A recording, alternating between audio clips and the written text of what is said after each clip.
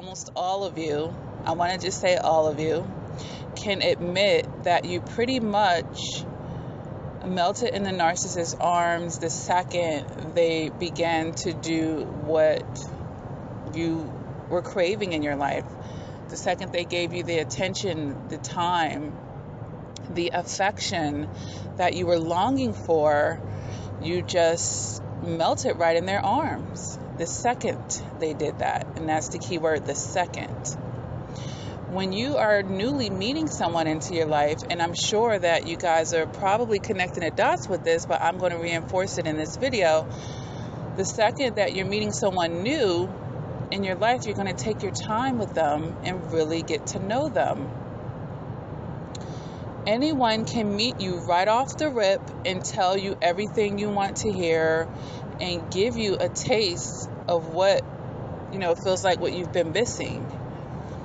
But the question is, if it's right off the rip, how sincere is it? Because you don't know this person.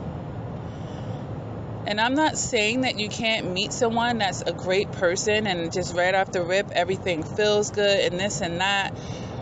But we have to learn how to enjoy that without becoming too entangled and enmeshed and attached to this person. And that's the problem.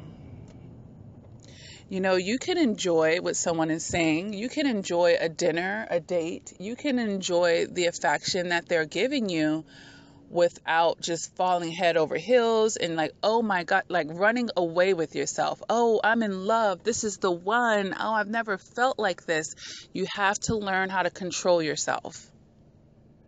Because just because you guys have a strong start, we all know it does not mean you will have a strong finish in life. Okay? Because love endures. And oftentimes, it has been my observation and experience that the quicker something takes off, the quicker it lands. Okay? So we have to begin to date differently. We have to begin to interact with people differently. And like I said, it doesn't mean that you can't enjoy the sweetness of whatever connection you guys are having at the time, but you are also remaining mindful and objective because you're not taking that connection, that time, that feeling and running off with it. You're not letting it overwhelm you and start putting those rosy glasses over your eyes. You're able to say, okay, well, this feels good. I hope that it can continue. Let's see. I hope that this can remain consistent. I really enjoy it. I hope that this is going to work out. Not, oh my gosh, this feels amazing. This gotta be this. This has to be right. That's running away with yourself. All right. Every relationship has a honeymoon phase, typically speaking, where people are on their best behavior. They're putting their best foot forward. But toxic people usually cannot maintain that very long. As you can see, the mask will begin to drop and you will see who this person really is. So I really wanted to put this message out there because a lot of us have the wrong approach when we're getting to know someone. And this can expand outside of romantic dealings. You're considering going into business with someone. Off of one conversation, they're telling you everything they want to hear, but you haven't built a rapport for them. You don't know if they're steadfast, if they have that work ethic, if they have the loyalty, if they have that grind in them to be able to build a business from the start. Because anyone can talk about something for a second and sound great and energetic for that day, but do they have the endurance to really see this through? Building a business, it takes a lot of work, getting it off the ground. Do they really have that endurance? You know, you go in a job interview, everything seemed to be copacetic. You seem to have the perfect answer for everything. You have all this chemistry and you're being positive about it as far as you feel like, I got this job. And there's nothing wrong with being positive.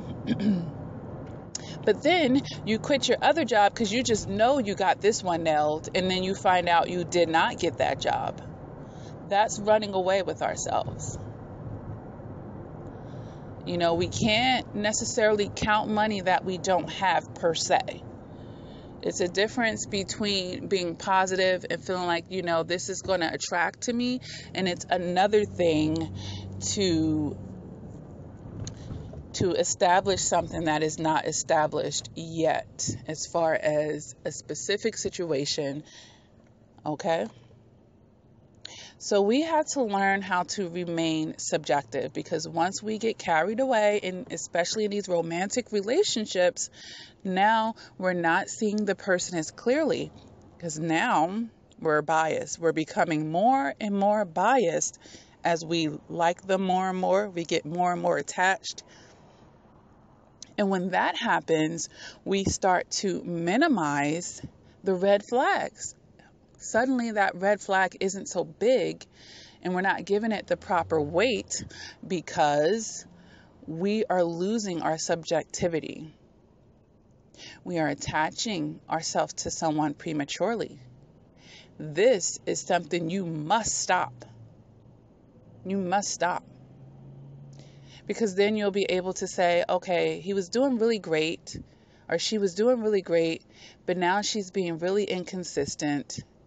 I'm not going to be stuck on that first few days or few weeks or month of them doing really good. And then when they start falling off, it's like, well, you know, start making excuses because you're just waiting for that moment for them to do good to come back around. And we all call that the love bomb stage, okay? Or that honeymoon phase, right? That wasn't real or sincere to begin with. So I really want you guys to be mindful about subjectivity. This is so important in life, period. Because what it does is it protects your heart, your mind, body, and your spirit. How devastated and disappointed are you in life when you get ahead of yourself and it doesn't turn out that way? And how many inconveniences and issues can you, be sending your way by leading your life that way? All right, guys. So for many reasons, it is important to learn how to remain subjective and let people really earn, your trust, earn that gradual attachment as they continuously prove themselves. Okay, and you really get to know them. All right, so if this video resonates with you, go ahead and hit the like button. If you haven't done so already, please subscribe to the channel. I do upload videos quite frequently. I should have at least over 120 videos right now that you guys can be diving into and, getting what you can out of them. If you are stuck in the healing process from narcissistic abuse, I do offer coaching, guys. Just go ahead and email CoachLakia at gmail.com and I will reply back to you and let you know how that works, okay? The coaching that I offer is via the telephone, via email, and via Skype, okay?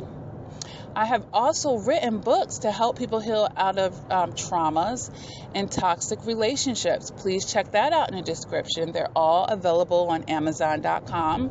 You could get the ebook or the hard copy. You just go on Amazon.com and, search my name, Lakia Crawford, or you can just easily touch the link that is in the description and it will send you right to my author page and you can check that out as well. All right, guys. So you have to invest in yourselves one way or another. You have to invest in yourself. Watching the videos on YouTube, they are giving you general therapy, but you really need specific and personalized therapy to really take yourself to a whole nother level in the healing process. Okay. So I highly recommend that, either through me or if you want to find a therapist in your area, but you need someone that understands your pain and what you're going through, that is well versed, because so many people I talk to, and they want to talk to me for the simple fact that nobody understands them. They don't understand the situation. And the interesting thing about narcissistic abuse is people typically don't understand it unless they have been through it. And I have been through it for sure, okay? But I've learned a lot, and I've come out stronger and victorious, and I want that for you too. So please, please, guys, invest in yourself. Invest in yourself. You are willing to invest in a narcissist. Give yourself that same self-love. Okay, guys? And until next time, take care.